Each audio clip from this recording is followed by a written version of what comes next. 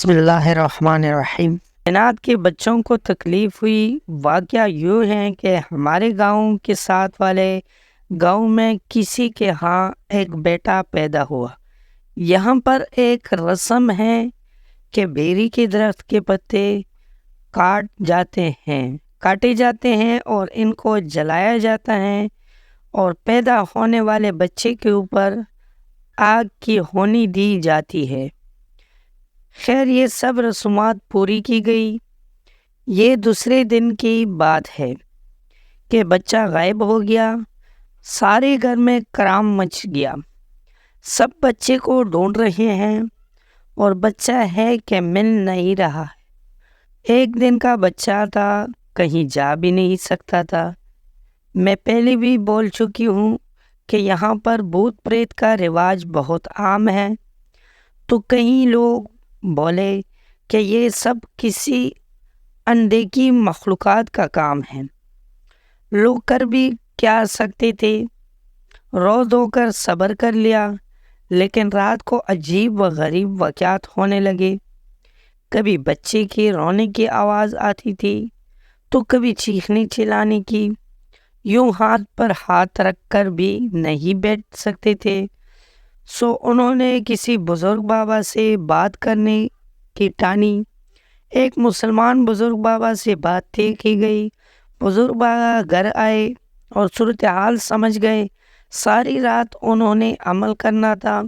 انہوں نے گھر والوں کو کہا کہ آپ لوگ آج رات کے لیے اس گھر سے چلے جائیں اور کسی پڑوسی کے گھر رات گزار لیں۔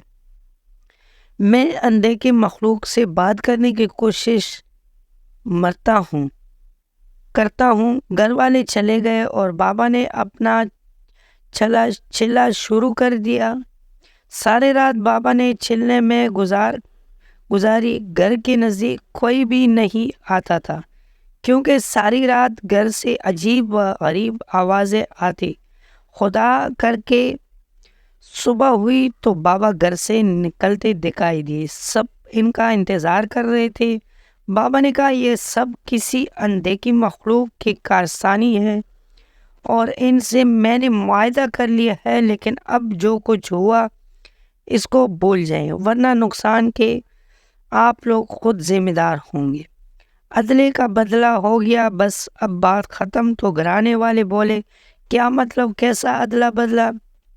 تو بابا نے جو کچھ کہا اسے سن کر سب کے رونگٹے کھڑے ہو گئے۔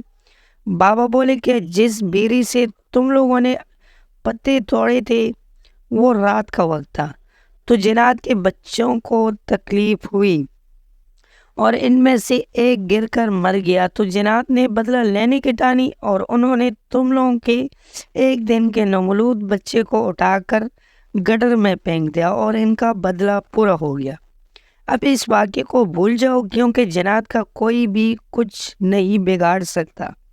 یہ سن کر سب چیخیں مارنے لگے اور روتے ہوئے بھاگ کر گئے اور گٹر کا ڈھکنا ہٹایا گیا تو واقعی وہ معصوم بچہ گٹر میں تیر رہا تھا۔ بچے کی ماں بے ہوش ہو گئی، اس کو اسپتال پہنچایا گیا اور بچے کو گٹر سے نکال کر صاف کیا گیا اور دفن کر دیا گیا۔ اس کی ماں پاگل ہو گئی تھی اور 1 مہینے اس صدمے میں رہنے کے بعد اس کے دماغ کی رگیں پھٹ گئی تھی اور وہ چل بسی۔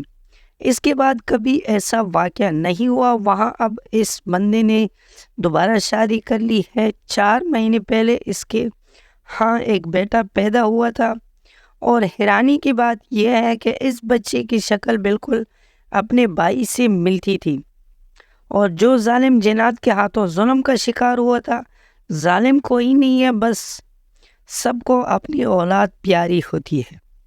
دوستوں، آپ کو آج کی کہانی کیسی لگی؟ امید ہے کہ ویڈیو پسند آئی ہوگی۔